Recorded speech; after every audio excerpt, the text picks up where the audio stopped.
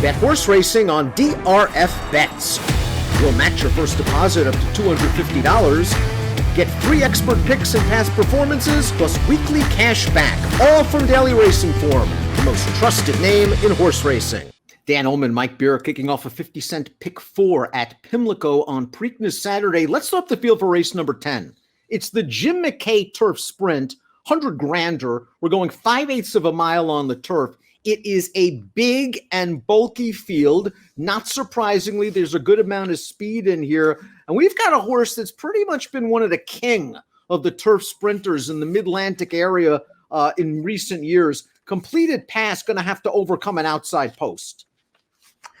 He is going to have to overcome an outside post. You're right, though. His form over the last year or two has been really, really good, Dan. I like the fact that he's a horse who can do a little bit of running without the lead. So it looks like there's a lot of pace in here. I think they're going to go fast, and that could work to this horse's advantage.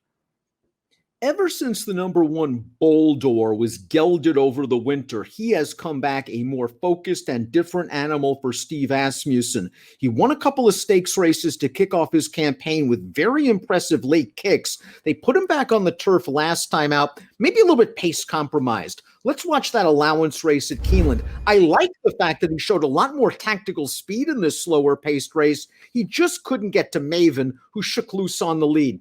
I don't know, Mike. I didn't love the field he was in against, but he fits with these horses. He does. I like this horse, Dan. I'm a fan of his. I really just don't want the 1-2 finishers out of this race.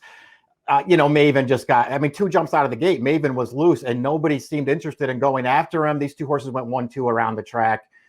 I like Boulder as a horse. If he's around the 6-1 that the morning line has him, I'm not going to argue with him. I just don't want the 1-2 finishers out of that last race.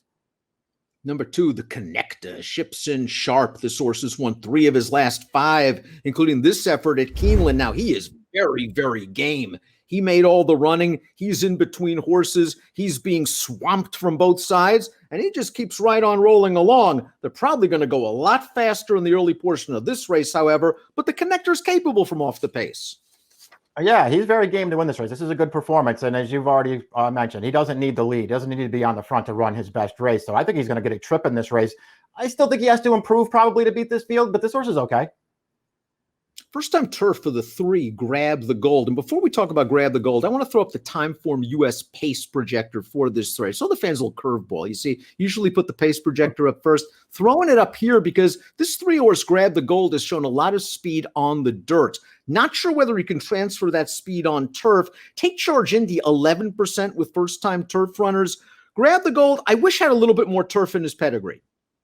Yeah, I don't like that. I don't like his running style either. What I do like is how this is why you're such a good host, Dan. You forgot to put the pace projector up, and you made it seem like you did it on purpose to talk about this. Well, I did. That is good stuff. Very, very good stuff. You should be working for Dateline NBC because I was doing very well before the expose. The 4 is the Critical Way, who we see close to the pace. I think the Critical Way is the speed. Push to Start and Firecrow have shown speed on dirt. Push to Start has true 5/8 speed on the turf. We're going to watch his race in the Turf Dash at Tampa Bay. The last time he raced 5/8 of a mile with Lasix, and he showed big speed. He keeps right on going, and he beats a couple of nice horses, including the Connector. He ran well in the Shakertown last time out, Mike. He ran fast going 5.5 furlongs. Bound for Nowhere and Imprimis are very good horses. They beat him that day. The Critical Way beat Imprimis here. Yeah, I agree with all that stuff, Dan. To me, this is just a horse to beat. His form dating back to, the end of last year, it's just really, really good. Any one of his last 3 races, I think, makes him really tough to beat in this race. We'll see if he can get a trip. I guess that's what you would be worried about with the maybe that they just go too fast early. But this horse may not need the lead to be effective. I don't know. I just think he's way the horse to beat in here. Hollis, the number 5, won this race last year when it was contested over yielding going in the fall. He was able to get right to the front that day. He opened up in the upper stretch, and he just held sway over Completed Pass, who was coming to get him late. Since then, he's done some good work. What happened last time out in the Shakertown? He was nowhere against Bound for Nowhere. Yeah, well, that was a much tougher field than this one. Obviously, he didn't run his race that day, but that was also a very tough field. Prior to that, I did like his form, Dan. I still don't know how much I buy into him against a field like this one where he wants to show his speed. I respect that he won this race last year, but this is a tougher edition. 50-1 shot number 6, Jammer, might be a little bit class compromised. He's the kind of horse needs a big pace, needs some things to happen, needs a clean trip, and needs to run his A+.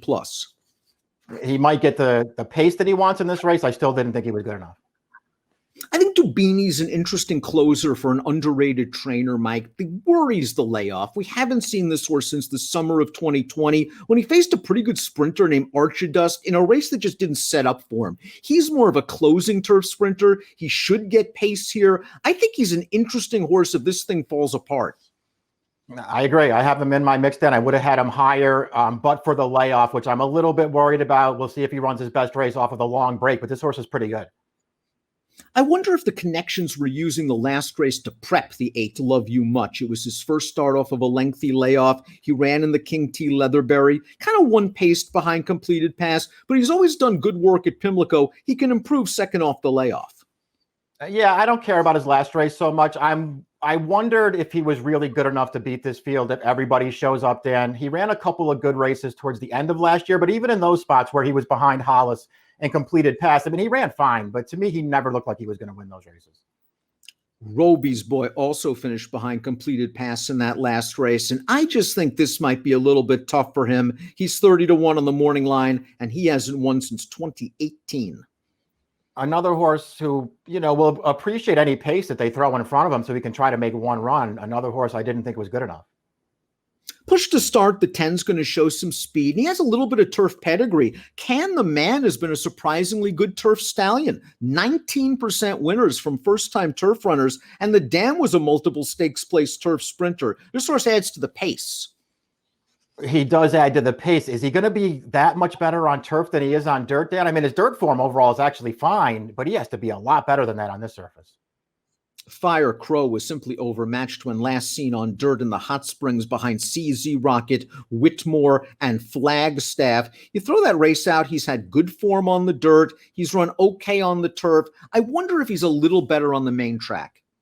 I wondered that too. I mean, I guess if you wanted to, make a case for him at a big price, the 2 times they ran him on turf back in 2019, those were really good fields, and he went fast in both of those races on the lead. I mean, getting beaten a length by Fast Boat and Texas Wedge, that form looks pretty good against this field. You may not want to sleep on the 12 So Street, going out for hot connections. This is an upwardly mobile 4-year-old who ran some good races sprinting on the turf last year. Just missed a Completed Pass in the Laurel Dash, although he had a much better trip than Completed Pass that day. Maryland Million Turf Sprint, he chased Faya, who was red hot at the time. Yeah, that horse, Faya, was way too good for this horse. He was a distant second. It's funny, though, Dan. I think you're right. You probably don't want to sleep on him. This horse was okay as a 2-year-old. He went 0 for 6 last year, but he did improve from 2 to 3. Now he's second off the layoff. There are things to like here. And if Completed Pass the 13 gets a trip, he's the horse to beat. Let's watch his last race, the King T Leatherberry, his first start as a 7-year-old. No rust for the Indiana bred. Just got a nice spot sitting in the second flight. Eases past a very fast sprinter in Francatelli and is on his way. 96 Beyer speed figure for Completed Pass. I'm a little worried what kind of trip he can get here, but this is a horse that won the Laurel Dash after he almost fell to his face at the quarter pole. Maybe it doesn't matter where he breaks. Yeah, that's kind of how I looked at it too. We'll see. I mean, he's going to need some kind of a trip. This is a good field, but I just think he can get it. If you go back and watch the replay of that last race, Dan, that we just watched right there, they used his speed from the gate just to get a spot for him. He got the spot he wanted, and then he just did the rest on his own. This is a really good horse. I think he's a really nice fit in here, and he may not be the favorite. And he's your top pick, and I think he's the horse to beat, and I think the Critical Way is going to get the jump on him turning into the stretch. I think turning back to 5, he has the true 5/8 speed. I think he can put away maybe a couple of questionable speeds on turf that could run a little interference for him. 4-1-13-2 for me, 13-4-1-7 for you. You're going Completed Pass in the Jim McKay Turf Sprint, kicking off a pick 4 at Pimlico. Good luck.